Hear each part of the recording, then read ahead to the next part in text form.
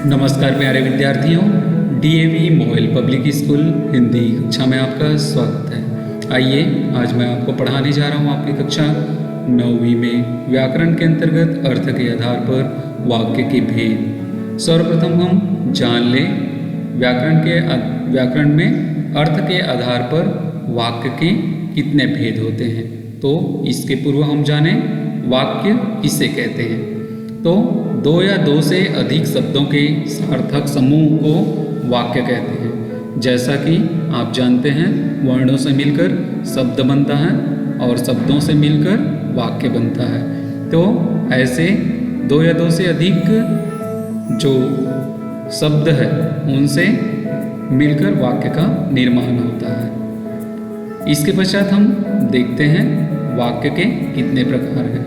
अर्थ के आधार पर वाक्य के 8 प्रकार हैं। सबसे पहला आता है विधानवाचक वाक्य, दूसरा निषेधवाचक वाक्य, तीसरा प्रश्नवाचक वाक्य, चौथा विस्मयादिबोधक वाक्य, पांचवा आज्ञावाचक वाक्य, छठवां इच्छावाचक वाक्य, सातवां संकेतवाचक वाक्य और आठवां है संदेहवाचक वाक्य।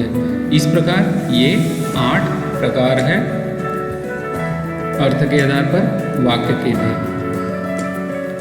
सर्वप्रथम हम जानते हैं विधानवाचक वाक्य। विधानवाचक वाक्य किसे कहते हैं और ये किस प्रकार होते हैं। इसकी रचना व्याकरणिक दृष्टि से इस प्रकार की होती है। आइए जानते हैं।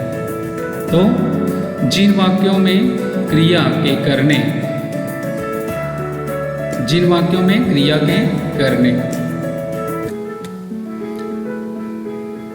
या होने का बोध हो, या ऐसे वाक्य जो है किसी काम के होने के अस्तित्व का बोध होता है, वह विधानवाचक वाक्य कहलाता है। इसको विधिवाचक वाक्य भी कहते हैं। अर्थात इसमें कोई काम होने का बोध हो, सामान्य जो बातें हैं उनका बोध होता है। जैसे उदाहरण के लिए यहाँ पर देखेंगे, सूर्य गर्मी देता है, वह शिमला गया होगा।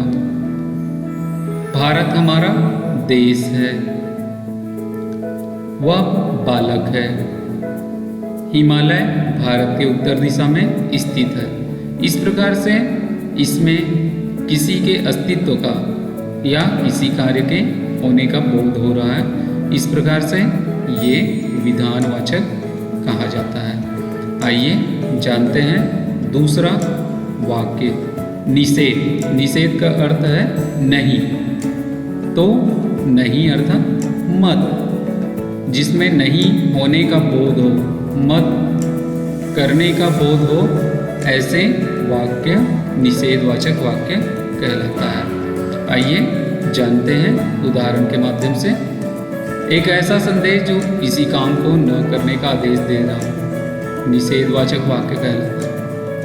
इन वाक्यों में प्रायः न, नहीं, मत ऐसे शब्दों का प्रयोग करते हैं। नहीं का प्रयोग सामान्यतः सभी स्थितियों में किया जाता है, लेकिन मत का प्रयोग आज्ञावाचक शब्दों में और न का प्रयोग अगर यदि जैसे शब्दों से शुरू होने वाले वाक्यों में किया जाता है।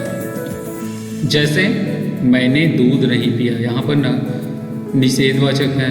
मैंने खाना नहीं खाया, राधा कुछ न कर सकी, तो नहीं और न जैसे शब्द प्रयोग किए जाते हैं यदि वाक्य में, तो वह निषेधवाचक वाक्य कहलाते हैं। आइए अगला देखते हैं प्रश्नवाचक वाक्य। इससे तो आप सभी अवगत होंगे, जैसा कि आप पाठ्यपुस्तक के अभ्यास खंड में जो प्रश्न होते हैं उन सभी में प्रश्न पूछे जाते हैं। प्रश्नवाचक वाक्य का एक प्रकार है जिस वाक्य में प्रश्न पूछने का भाव होता है।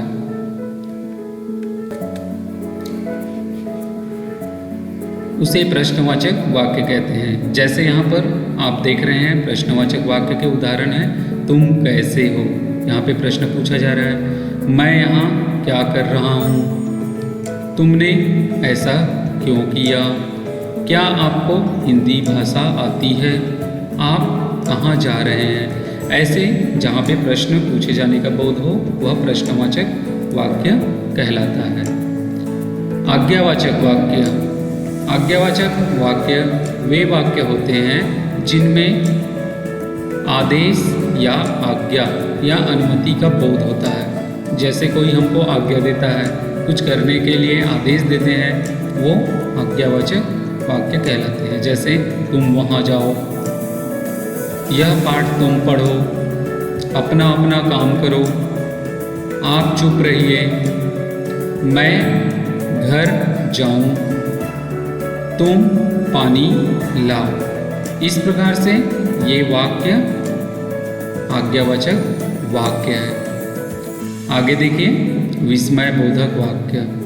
विस्मय बोधक वाक्य वे वाक्य होते हैं जिनमें आश्चर्य, हर्ष, शोक, घृणा इन सब के भाव व्यक्त होते हैं। विस्मय बोधक वाक्य ऐसे वाक्य कहलाते हैं। इसमें अरे, ओ, छी, शाबाश ऐसे भाव व्यक्त किए जाते हैं। जैसे देखिए यहाँ पर उदाहरण में, अरे इतनी लंबी रेलगाड़ी, विस्मयपूर्वक। फिर ओह बड़ा जुल्म हुआ, छी कितना गंदा दृश्य, शाबाश बहुत अच्छे।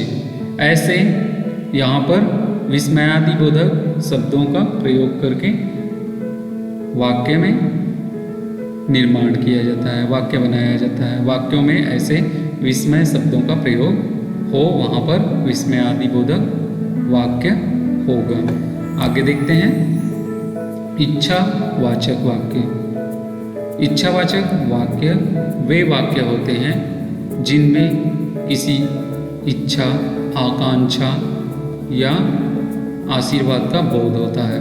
ऐसे वाक्य इच्छावाचक वाक्य कहलाते हैं। जैसे भगवान तुम्हें दीर्घायु करे, नव वर्ष मंगल हो, भगवान करे आप 100 वर्ष तक जिए, आपकी यात्रा मंगलमय हो।